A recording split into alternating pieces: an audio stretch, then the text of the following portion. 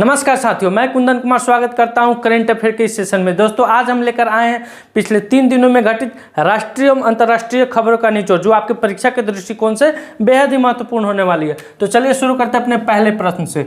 विश्व पर्यावरण दिवस कब मनाया जाता है? तो यह 5 जून को मनाया जाता है, यानी यह प्रत्येक साल जून के 5 तारीख को मनाया जाता है। दोस्तों क्यों मनाते हैं पर्यावरण दिवस? तो ये पेड़ पौधों की कटाई को रोकने के लिए, पर्यावरण के संबंधित में जागरूक फैलाने के लिए हम लोग हर एक जून महीना में 5 तारीख को विश्व पर्यावरण दिवस मनाते हैं। इस बार की जो थीम थी सॉल्यूशन टू प्लास्टिक सॉल्यूशन, यानी प्लास्टिक को कैसे इस पर्यावरण से हटाया जाए उसके बारे में हम लोग को चिंता करने की बात है। आइए दोस्तों अगले प्रश्न पर।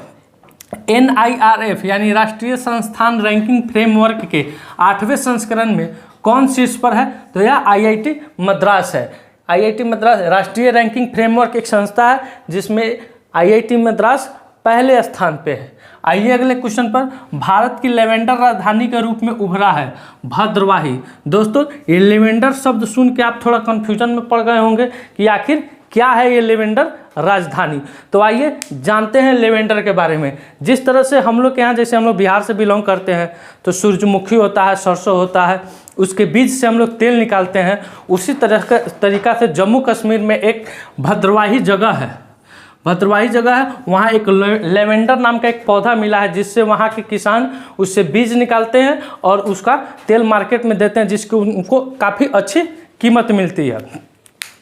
डॉक्टर जितेंद्र सिंह द्वारा कहा गया है कि लेवेंडर भद्रवाही में कृषि, इस नए युग के कृषि का हब बनने जा रहा है और वह पर्पल क्रांति को उजागर करने वाली है। लगभग वहाँ के 25,000 किसान अपनी पारंपरिक खेती को छोड़कर इस खेती को अपना रहे हैं। आइए अगले क्वेश्चन पर। हाल ही में गुफ्फी पटेल का निधन हुआ है। वे किस टीवी शो के कलाकार थे? तो यह महाभारत के थे। दोस्तों गुफ्फी पटेल वही हैं शकुनी मामा का जो किरदार करते थे, पांसा फेंक भांजे, वही गुफ्फी पटेल है जिनका हाल ही में निधन हो गया है। यह है तस्वीर में गुफ्फी पटेल। हाल ही में दुनिया के गुप्तचर प्रमुखों की गुप्त बैठक कहाँ हुई है? तो यह सिंगापुर में हुई है। कहाँ हुई है दोस्तों? सिंगापुर में। यह गुप्तचर प्रमुखों की गुप्त बैठक होती क्या है? तो यह प्रत्येक बड़े बड़े देश के जितने भी गुप्तचर संस्थाएं हैं, जैसे इंडिया के रॉ है, ठीक, वहाँ प्रत्येक जितने भी गुप्तचर संस्थाएं हैं वहाँ के जो हेड होते हैं, अध्यक्ष होते हैं, उनकी एक बैठक हुई है गुप्त रूप से सिंगापुर में। तो इंडिया के तरफ से सामंत गोयल जो रॉ के अभी प्रमुख है, उन्होंने इस मीटिंग में भाग लिए हैं। आइए अगले प्रश्न पर। हाल ही में अभिनव साव और गौतमी फनोट ने ISSF जूनियर विश्व कप में कौन सा पदक जीता है? तो इन्होंने स्वर्ण पदक जीता। और कितने के अंतर से जीता है? 17 और 7 के अंतर से जीता है। अब है आपको ISSF क्या होता है? तो इंटरनेशनल शूटिंग सपोर्ट फेडरेशन। इसमें पिस्टन वाला शॉट गन, राइफल आदि से जो निशाना लगाया जाता है वो इस खेल में होता है। हाल ही में ISSF ने रूस और बेलारूस के एथलेटिकों को इसमें जाने से प्रतिबंध लगा दिया। क्यों प्रतिबंध लगा दिया? क्योंकि रूस और यूक्रेन युद्ध के चलते यहाँ वहाँ रूस के जो भी एथलेटिक है इस खेल में हिस्सा नहीं ले सकते हैं। अब इसकी स्थापना कब हुई थी? तो इसकी स्थापना 1907 में हुई थी। और इसका मुख्यालय कहाँ है? तो इसका मुख्यालय म्यूनिच जर्मनी में है। और इसके महासचिव कौन है? तो विल्ली ग्रिल है। इसके ISF के महासचिव कौन है? तो विल्ली ग्रिल है। आइए अगले क्वेश्चन पर। हाल ही में भारतीय नौसेना ने कौन सी पहल को अपनाया है? तो यह हरित पहल है। अब दोस्तों हरित पहल क्या है? तो जैसे कि नौसेना अब अपना खुद का बिजली उत्पादन करेगी। कितना उत्पादन करेगी? तो 17.5 मेगावाट बिजली का उत्पादन ये हर एक साल करेगी। दोस्तों आप इसका स्क्रीनशॉट लेना चाहते हैं तो ले सकते हैं। आइए दोस्तों अगले प्रश्न पर। हाल ही में विश्व मौसम विज्ञान संगठन के नए अध्यक्ष कौन बने हैं? तो यह अब्दुल्ला मंडोस बने हैं। कौन बने हैं दोस्तों? तो अब्दुल्ला मंडोस विश्व विज्ञान संगठन के अध्यक्ष बने हैं।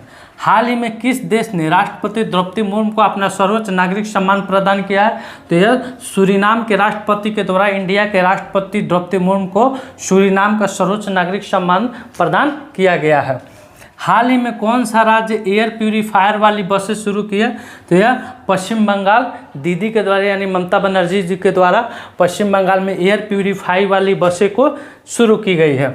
हाल ही में किसने अपना नया उपन्यास अजय टू योगी आदित्यनाथ लॉन्च किया है? तो यह शांतनु गुप्ता के द्वारा उनके उपन्यास अजय टू योगी आदित्यनाथ को लॉन्च किया गया है, जिसमें उत्तर प्रदेश के मुख्यमंत्री योगी आदित्यनाथ के बारे में बताया गया है कि वो अजय से योगी आदित्यनाथ कैसे बने। हाल ही में अमृत काल की ओर नामक पुस्तक का विमोचन किसने किया?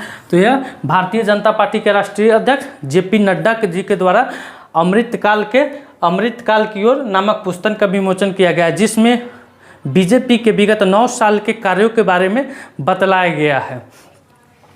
हाल ही में भारत और नामीबिया संयुक्त आयोग की सह-अध्यक्षता किसने की है? तो यह भारत के विदेश मंत्री एस जयशंकर जी के द्वारा भारत और नामीबिया में संयुक्त आयोग की सह-अध्यक्षता पहली बार यहाँ के विदेश मंत्री के द्वारा की गई है। अभी हाल ही में नामीबिया से ही भारत में चीता आए थे, वे भारत के किस राज्य में है? अगर आप इसका आंसर जानते होंगे तो मेरे कमेंट सेक्शन में जाकर दे सकते हैं। हाल ही में वित्तीय समावेशन के लिए अंतर्दृष्टि डैशबोर्ड किसने लॉन्च किया है? तो यह आरबीआई के द्वारा वित्तीय समावेशन के लिए अंतर्दृष्टि डैशबोर्ड को लॉन्च किया गया है। दोस्तों, आरबीआई की स्थापना कब हुई थी? तो 1 अप्रैल 1935 को हुई थी और एक्ट है 1934। आइए आरबीआई के बारे में कुछ महत्वपूर्ण तथ्य को हम जानते हैं। भारतीय रिजर्व बैंक के प्रतीक चिन्ह में किसे नियंत्रित किया जाता है? तो यह ताड़ के वृक्ष और रॉयल बंगाल टाइगर को नियुक्त किया जाता है। भारतीय रिजर्व बैंक के गवर्नर कौन है अभी? शक्तिकांत दास। 1 रुपये के नोट जिसे करेंसी नोट भी कहा जाता है, इस पर किसके हस्ताक्षर होते हैं?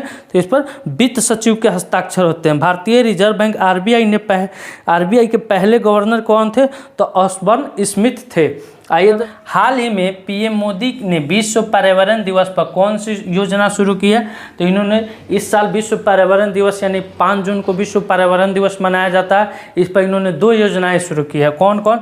तो एक अमृत धरोहर योजना है और एक मिष्टी योजना है। दोस्तों, आप इसका स्क्रीनशॉट ले सकते हैं। आइए दोस्तों, अगले प्रश्न पर। मणिपुर हिंसा की जांच के लिए केंद्र सरकार ने किसकी अध्यक्षता में गठन किया है?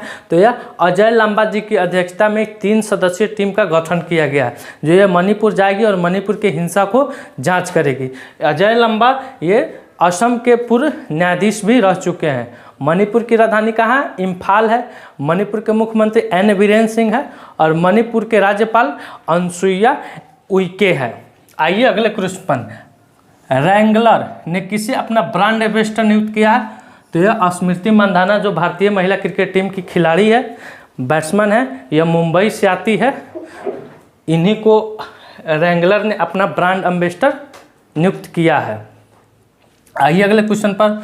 भारत का पहला कार्बन मुक्त गांव, दोस्तों यह मुक्त गांव है, विकसित हुआ है, किस राज्य में है? तो यह भिवंडी महाराष्ट्र में है। आप पूछेगा आपसे भारत का पहला कार्बन मुक्त राज्य कौन है? तो वह हिमाचल प्रदेश। राज्य पूछे तो हिमाचल प्रदेश और गांव पूछे तो भिवंडी महाराष्ट्र में। दोस्तों, यह है महाराष्ट्र का मैप और महाराष्ट्र के बारे में कुछ महत्वपूर्ण तथ्य जो आपके परीक्षा के दृष्टिकोण से बेहद महत्वपूर्ण है। एलोरा के कैलाश मंदिर का निर्माण राष्ट्रकूट वंश ने करवाया था। औरंगाबाद का नाम बदलकर संभाजी नगर कर दिया गया है। पहला विश्व हिंदी सम्मेलन नागपुर में हुआ था। मुंबई और नासिक के बीच थालघट दर्रा है। आइए अगले क्वेश्चन पर। हाल ही में विश्व बैंक के 14वें अध्यक्ष के रूप में किसने पदभार ग्रहण किया गया? तो यह अजय बंगा जी हैं, जो विश्व बैंक के 14वें अध्यक्ष के रूप में निर्विरोध चुने गए हैं। आइए नेक्स्ट क्वेश्चन। हाल ही में सिद्धार्थ चौधरी ने एशिया अंडर-20 एथलेटिक्स चैंपियन में कौन सा पदक जीता है? तो यह स्वर्ण पदक जीते हैं। हाल ही में सिडको के एमडी के रूप में कौन पदभार ग्रहण किए हैं? तो अनिल दिक्कीकर, जो सिडको के एमडी के रूप में पदभार ग्रहण किए हैं। हाल ही में हाल ही में एकता अभ्यास भारत और किस देश के बीच हुआ था? तो यह मालदीव के बीच हुआ था। अभी हाल ही में भारत के रक्षा मंत्री राजनाथ सिंह जी मालदीव के 3 दिवसीय दौरा पर गए थे। हाल ही में केफॉन परियोजना का शुभारंभ कहाँ हुआ है? तो यह केरल में हुआ है। हाल ही में रूसी भाषा दिवस कब मनाया गया है? तो यह 6 जून को मनाया गया है। दोस्तों आप इसका स्क्रीनशॉट भी ले सकते हैं।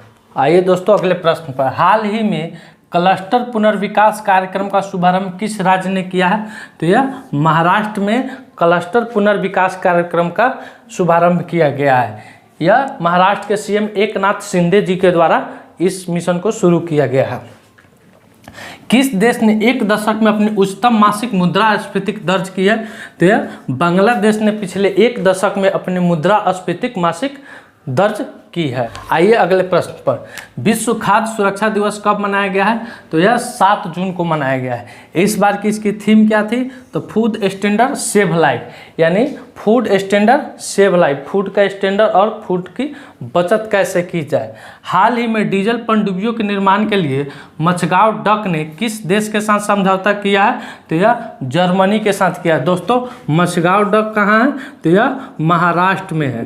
कहाँ है? तो यह महाराष्ट्र में है, जो जर्मनी के साथ डीजल पनडुब्बियों को बनाने के लिए समझौता किया है। अब बात हो रही है जर्मनी की, तो ये है मैप में जर्मनी और जर्मनी के बारे में कुछ महत्वपूर्ण फैक्ट। जर्मनी ने पीटर्सबर्ग क्लाइमेट डायलॉग की मेजबानी की है। एंजेला मार्केल को जर्मनी का सर्वोच्च सम्मान मिला है। जर्मनी अपने अंतिम शेष 3 परमाणु संयंत्रों को बंद करेगा। सर्वश्रेष्ठ सार्वजनिक परिवहन वाले शहरों की लिस्ट में बर्लिन शीर्ष पर रहा है। आइए अगले क्वेश्चन पर। हाल ही में यूपी सरकार ने बेघर बुजुर्गों को आश्रय देने के लिए कौन सी योजना शुरू की है? तो यह एल्डर लाइन योजना शुरू की है। दोस्तों यूपी में कुल 75 आश्रय स्थल है, जिसमें बुजुर्ग रहते हैं आश्रय स्थल में। प्रत्येक जिला में लगभग एक आश्रय स्थल है। यूनिवर्सल पोस्टल यूनियन का दक्षिण एशिया में क्षेत्रीय कार्यालय कहाँ स्थापित किया जाएगा?